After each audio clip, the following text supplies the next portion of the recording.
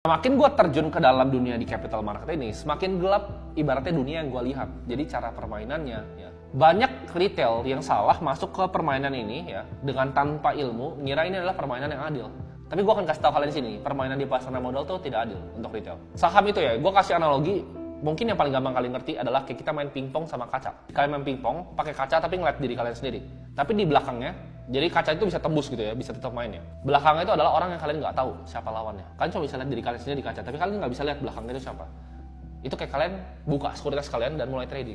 Jadi yang buat bilangnya scalping itu gampang dan lain-lain, hati-hati. Karena banyak yang sebenarnya ngajarin scalping, tapi sebenarnya itu adalah kerjasama dengan sekuritas atau dibuat sama sekuritas gitu. Di belakang meja pingpong tadi itu bisa aja robot ya kan. Misal kita main pingpong deh, bisa aja robot ya kan, bisa aja juara dunia gitu. Dan kalian bisa dibantai gitu kalau dapatnya juara dunia.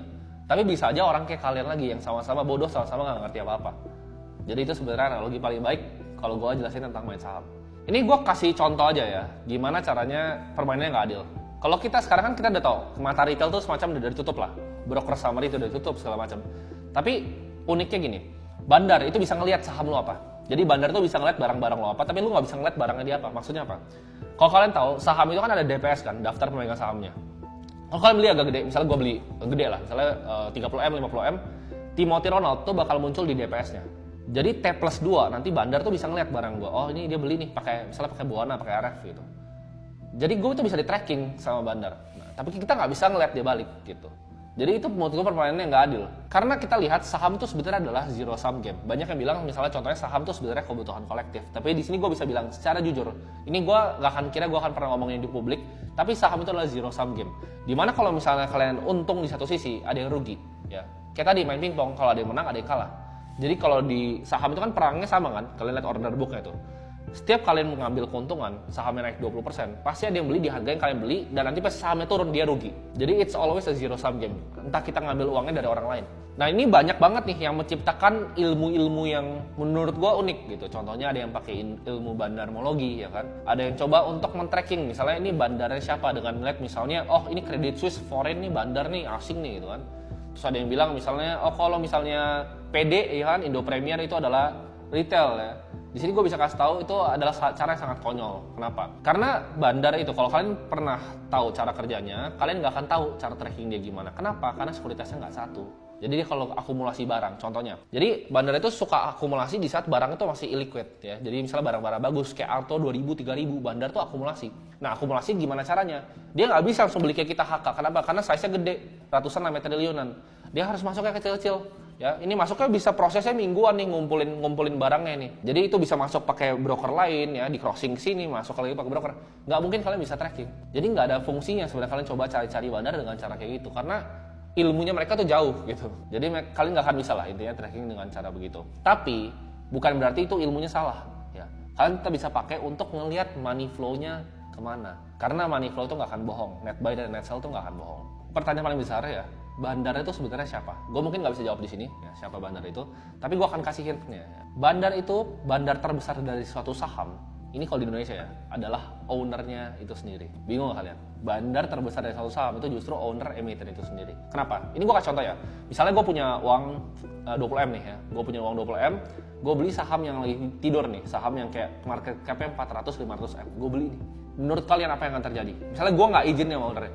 Gue bakal diguyur habis bos. Jadi gue beli nih 20M nih, naik kan harganya. Itu gue masih diguyur sama emitennya. Ya duit gratis buat dia. Saham gue tidur dikasih 20M sama orang ya gue sikat lah barangnya. Itu tuh hal-hal yang terjadi. Jadi kalian tuh nggak bisa kalau bilang value investing ya, cari barang-barang kecil karena harus izin sama emitennya sebenarnya. Nah sebenarnya banyak contoh-contoh kayak itu yang masih beredar di bursa ya, mungkin gue nggak bisa sebut. Tapi gue akan coba pakai contoh yang udah hilang aja. Contohnya kayak misalnya Hanson International ya, MYRX ya kan, saham-sahamnya Beni Coro. Itu bandarnya siapa? Ya ownernya sendiri. Gitu. Bandar dari saham itu lah ya ownernya sendiri karena dia yang bisa tektok paling enak. Tapi kenapa pertanyaannya owner bisa main sahamnya sendiri? Kan itu insider trading. Ini Indonesia balik lagi ya kan. Bisa pakai KTP orang, beli KTP orang 300.000 dapat gitu kan. Kalian mau bayar nomini setahun paling 2 juta gitu. Udah bisa dapat banyak kan akun-akun buka sekuritas A, B, C kan, mau di KI, RF buka kan, YP semua bisa buka semua. Jadi hal kayak itu tuh gampang di Indonesia.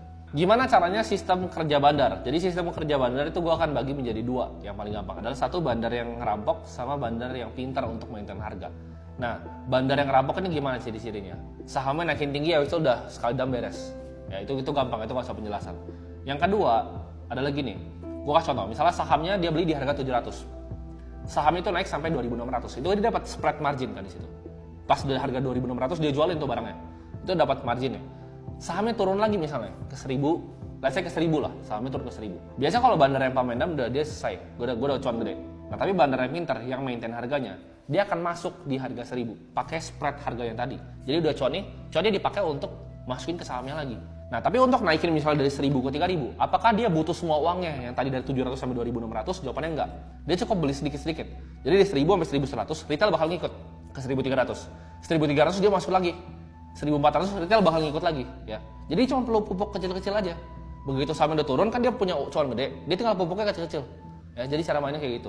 Nah, itu bisa bikin harga sahamnya rata gitu dan ngikutin fundamentalnya.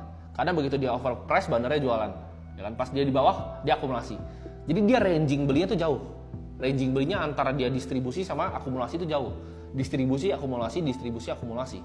Nah, ini yang kalian harus ngerti dalam money flow di saham. Fungsi kita tahu ini adalah apa? Untuk kita mengetahui kepentingan owner dari emitennya ya. Biasa karena kalau kita mau cari saham yang cuan, harus cari emiten ini kepentingannya apa. Nah, kita kan tahu beberapa saham ya, kayak misalnya BCA, BRI, BNI gitu. Kita bisa invest untuk jangka panjang. Tapi untuk sebagian besar ya, mungkin 95% saham di Indonesia, itu kalian harus tahu money flow-nya seperti apa, kepentingannya apa. Jangan coba-coba main saham-saham small cap yang kalian nggak ngerti. Paling simple kita ngelihat, misalnya kalau misalnya contoh ya, maksudnya money flow itu apa?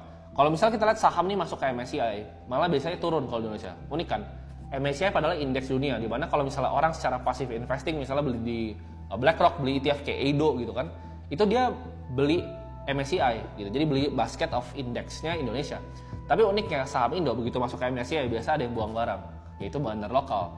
Jadi kalian cari misalnya kayak Arto gitu kan, Arto sama masuk MSCI baru buang, ya kan. Misalnya ADMR nih, nanti misalnya mau masuk MSCI baru buang. Jadi caranya itu adalah kalian ngelihat ya, justru bandar ini mau jualannya di mana. Karena dia kalau misalnya dia pegang gede, dia nggak bisa jualan kayak gue bilang tadi.